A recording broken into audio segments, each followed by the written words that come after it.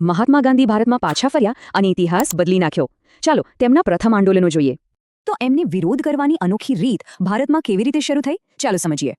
1915માં ગાંધીજી ભારત પાછા આવ્યા અને સાથે લાવ્યા એક શક્તિશાળી હથિયાર, સત્યાગ્રહ. તેમણે આખો દેશ ફરીને પરિસ્થિતિને જાતે સમજવાનો પ્રયત્ન કર્યો, એ પણ ગોપાલકૃષ્ણ ગોખલેની સલાહ પર. અને એમની પહેલી કસોટી આવી બિહારમાં, જ્યાં ગળીના ખેડૂતોનું શોષણ થઈ રહ્યું હતું. એમણે ખેડૂતો પર થતા અન્યાય સામે અહિંસક રીતે લડવાનું નક્કી કર્યું. અને આ ઉપાય કામ કરી ગયો. ભારતમાં આ એમની પહેલી મોટી જીત હતી. હવે વારો હતો ગુજરાતનો. અહીં ખેડૂતો એક બીજી મોટી મુશ્કેલીમાં હતા.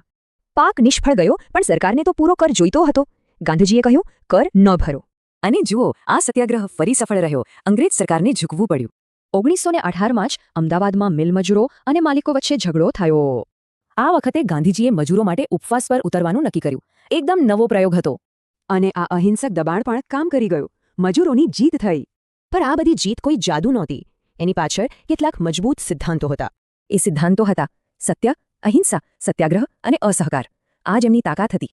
આ સિદ્ધાંતોએ આઝાદીની લડતને એક નવી જ દિશા આપી દીધી. આ એટલા માટે મહત્વનું છે કારણ કે ગાંધીજીના આવવાથી આખા દેશના આંદોલનને જોર મળ્યું. એમનું સૌથી મોટું યોગદાન શું હતું? એમણે આઝાદીની લડાઈને સામાન્ય લોકો સુધી પહોંચાડી. પણ સવાલ એ છે કે આ નાની નાની જીત આખા દેશમાં આઝાદીની જ્વાળા કેવી રીતે બની?